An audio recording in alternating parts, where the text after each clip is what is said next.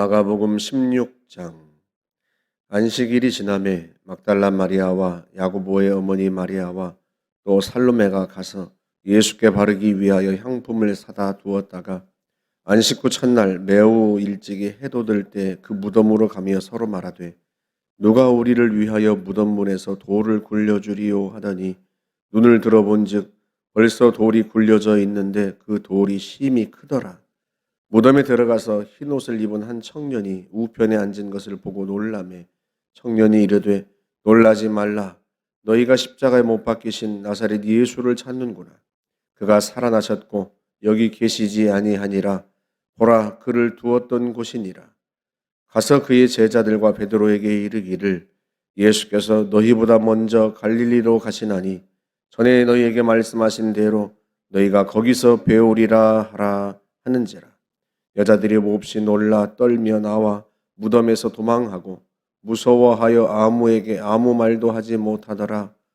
예수께서 안식 후 첫날 이른 아침에 살아나신 후 전에 7 귀신을 쫓아내어 주신 막달라 마리아에게 먼저 보이시니 마리아가 가서 예수와 함께하던 사람들이 슬퍼하며 울고 있는 중에 이 일을 알림해 그들은 예수께서 살아나셨다는 것과 마리아에게 보이셨다는 것을 듣고도 믿지 아니하니라. 그 후에 그들 중 2 사람이 걸어서 시골로 갈 때에 예수께서 다른 모양으로 그들에게 나타나시니 2 사람이 가서 남은 제자들에게 알리었으되 역시 믿지 아니하니라. 그 후에 11 제자가 음식 먹을 때에 예수께서 그들에게 나타나사 그들의 믿음 없는 것과 마음이 완악한 것을 꾸짖으시니 이는 자기가 살아난 것을 본 자들의 말을 믿지 아니함일러라. 또 이르시되 너희는 온 천하에 다니며 만민에게 복음을 전파하라. 믿고 세례를 받는 사람은 구원을 얻을 것이요 믿지 않는 사람은 정죄를 받으리라.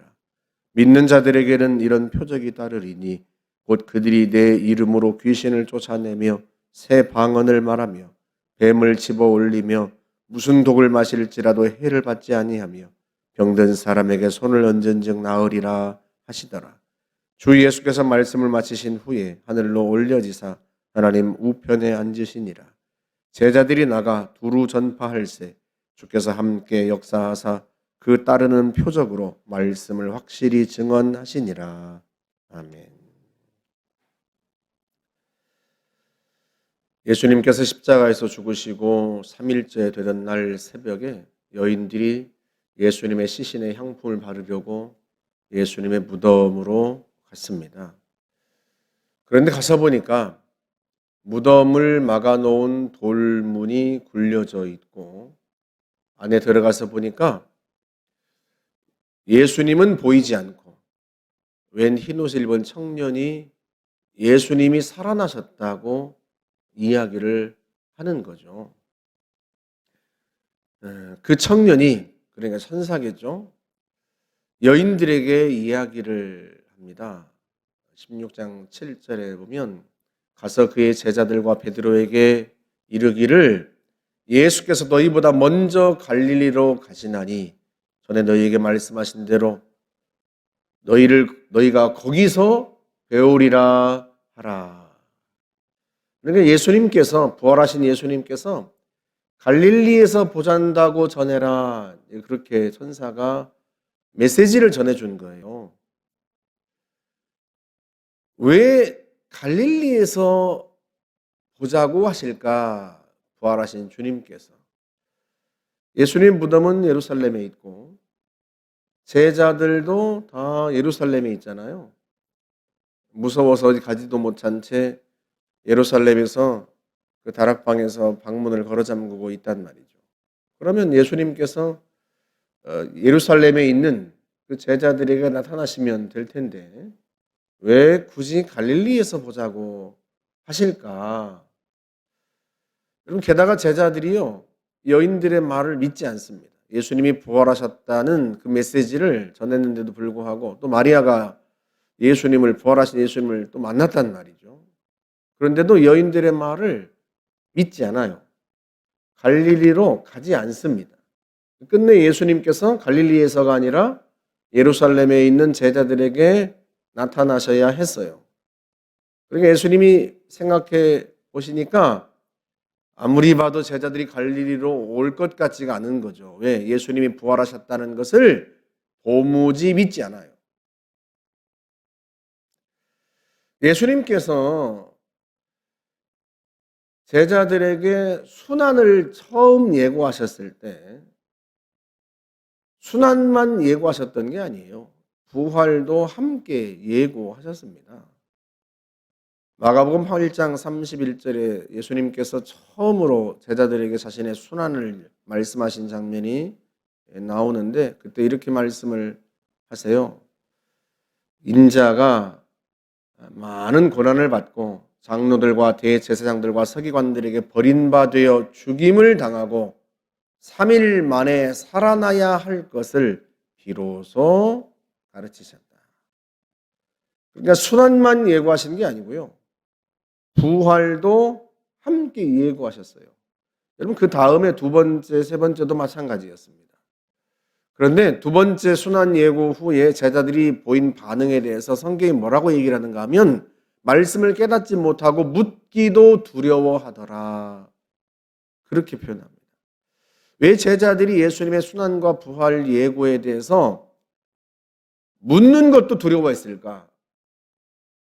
다른 이유 때문이 아니에요. 제자들이 자신들이 기대했던 영광, 자신들이 바랬던 그 소망이 사라질까 두려웠기 때문에 그래요. 어떤 기대? 예수님께서 왕이 되시면 자기들이 권력과 지위를 얻게 될 것이라는 기대와 소망.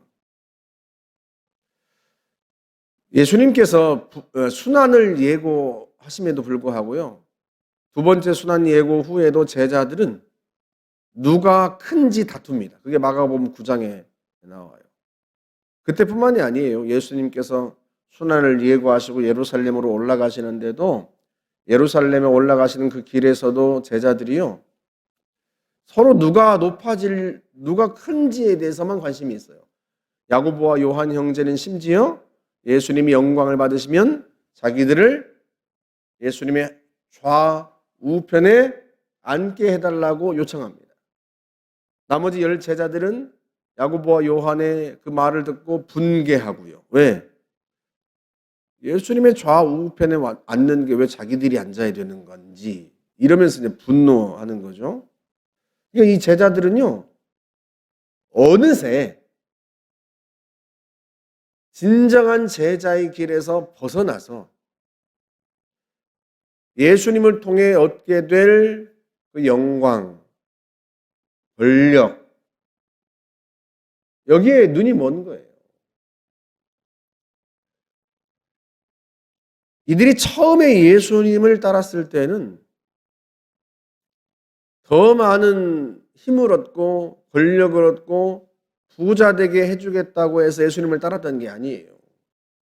예수님께서 그들을 부르실 때 처음 베드로를 부르실 때 말씀하시죠. 나를 따라오너라. 내가 너로 사람을 낚는 어부가 되게 하리라. 사람을 구원하는 자가 되게 하리라. 그 말씀을 듣고 베드로가 예수님을 따랐던 거예요. 내가 너에게 권력을 주겠다. 내가 너를 높여주겠다. 그래서 예수님을 따랐던 게 아니란 말이죠. 그런데 어느새 예수님을 따르다가 예수님께서 유명해지고 수많은 사람들이 예수님을 따르자 예수님이 왕이 되실 것 같은 거예요. 욕심이 생긴 거죠. 주님이 영광을 받으시면 우리 두 형제 중에 하나는 주의 우편에 하나는 좌편에 앉게 해주십시오 하는 야고보와 요한의 말에서도 볼 수 있듯이요. 이들이요. 예수님이 왕이 되실 것 같아요. 왕이 되시면 예수님을 통해서 왜? 자기들은 예수님을 따른 사람들이니까. 베드로가 그러잖아요. 주여, 우리는 모든 것을 버리고 주님을 따랐사온데 무슨 보상을 얻겠습니까? 하고 묻는단 말이죠. 이들이요, 첫 마음을 잃어버린 거예요. 처음 주님을 따를 때의 그 첫 번째의 감격, 주님을 처음 따를 때의 그 경이로움, 부름받았을 때의 그 감격을 어느새 잃어버리고 진정한 제자의 길에서 벗어난 거예요. 그래서 예수님께서, 부활하신 주님께서 갈릴리에서 보자 하고 말씀하신 거예요. 처음 제자들이 주님을 만났던 그곳에서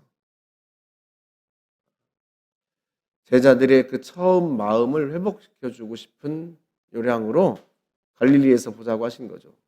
아니나 다를까 요한복음 21장에는요, 예수님께서 그 갈릴리 바닷가에서 게네사렛 호수에서 제자들과 다시 만나는 장면을 보여줍니다. 이 갈릴리 바다는요, 그 마을에 따라서 이름이 달라져요. 게네사렛 그 동네에서는 그 갈릴리 바다를 자기 마을 이름을 붙여서 게네사렛 호수라고 부르고, 디베리아 동네에서는 자기 마을 이름을 따라서 디베리아 호수라고 부르고, 자기 동네 이름을 붙여서 부르는 거예요.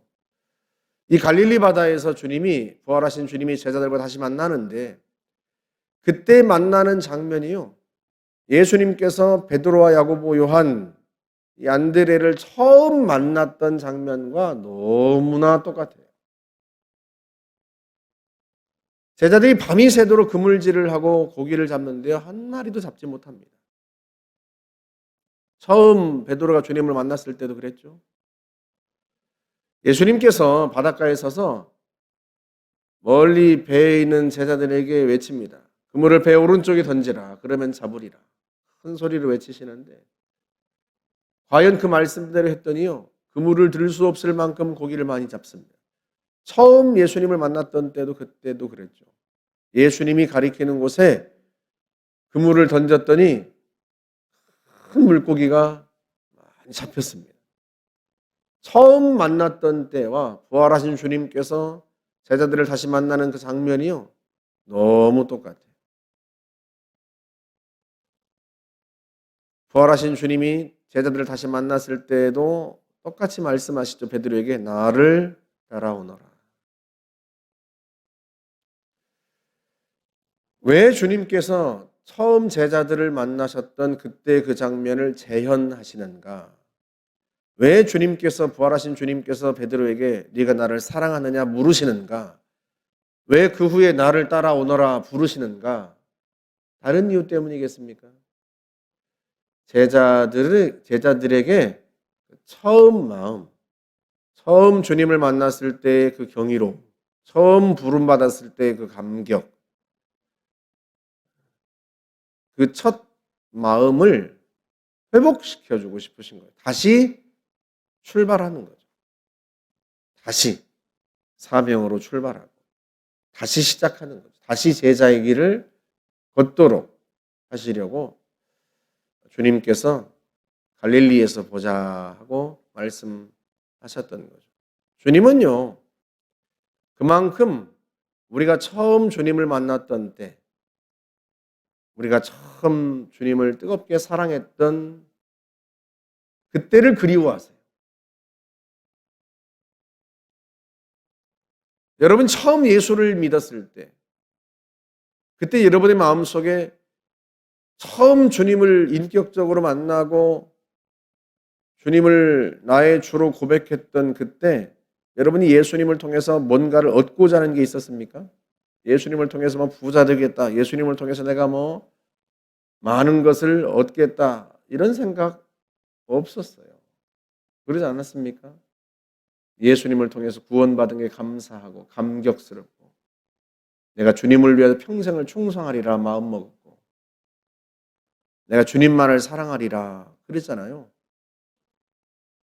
저도 처음 주님을 만났던 때의 그 감격을 저도 잊지 못합니다. 내가 주님을 위해서 내가 무엇이든 하겠다. 내가 주님 때문에 뭐 부자 되고, 내가 주님 때문에 뭐 좋은 대학에 들어가고, 내가 주님을 통해서 뭔가를 얻겠다 했던 생각은 없었어요. 그런데 그 후에 우리가 살아가면서 욕심이 생겨난 거죠. 예수님을 통해서 부자도 되고 싶고, 예수님을 통해서 높은 지위도 얻고 싶고, 예수님을 통해서 좋은 직장도 얻고 싶고, 욕심들이 생겨난 거예요. 내가 주님을 위해서라면 뭐든지 할 수 있습니다. 어디든지 가오리다. 요즘에 보니까요, 그 찬송가 부르는 교회가 별로 없어요. 부름받아 나선 이 몸 어디든지 가오리다. 아골골짝 빈들에도 복음 들고 가오리다. 부르는 교회 없습니다. 내가 가진 모든 걸 아낌없이 드리리다. 그 찬송 부르는 교회 별로 없어요. 왜? 우리가 처음 예수 믿었을 때요. 지금도 기억이 생생해요. 저 고등학교 때도. 그 찬양 정말 많이 불렀거든요. 아골골짝 빈들에도 복음 들고 가오리다. 주님이 어디든 부르시면 내가 가겠습니다. 그랬어요. 주님은 우리의 그 첫 마음, 그 첫 사랑을 그리워하십니다. 부활하신 주님께서 제자들에게 갈릴리에서 보자 하신 것도 그런 이유 때문이었을 거예요. 지금도 우리에게도 마찬가지세요. 주님이 여러분이 처음 주님을 만났던 때, 처음 주님을 사랑했던 때, 그때 그 감격, 뜨거운 마음으로 주님을 따랐던 그때를 주님은 그리워하세요. 지금도 우리는요, 주님을 통해서 뭔가를 얻고자 하는 욕심이 가득하잖아요. 우리가 수요일마다 예수님의 기도학교 하고 있습니다만, 예수님이 가르쳐 주신 기도, 그 첫 번째 기도는 우리를 통해서 아버지의 이름이 다시 거룩하게 되기를 원하시는 거예요. 그게 주님이 가르쳐 주신 첫 번째 기도의 내용이에요. 근데 우리는 우리의 첫 번째 기도의 내용이 뭐예요? 예수님을 통해서 내가 좋은 직장을 얻고, 예수님을 통해서 내가 건강해지고, 예수님을 통해서 내가 부자가 되고, 하는 일이 잘 되고, 우리 아이들이 형통하고. 주님은 우리의 처음을 그리워하세요. 저와 여러분들이 주님의 그 마음을 알고 우리의 처음 사랑, 그 사랑을 회복하실 수 있기를 주님의 이름으로 축복합니다. 함께 기도하겠습니다. 좋으신 하나님 아버지 감사합니다. 부활하신 주님께서 제자들을 갈릴리에서 보자 하시는데 우리에게도 동일하게 말씀하시는 줄을 믿습니다. 네가 나를 처음 만났던 때 그때 그 시절에서 보자 하시는 그 주님의 심정을 우리가 헤아려 알고 주님과의 그 처음 사랑을 회복할 수 있도록 하나님 도와주시옵소서. 예수님의 이름으로 기도하옵나이다. 아멘.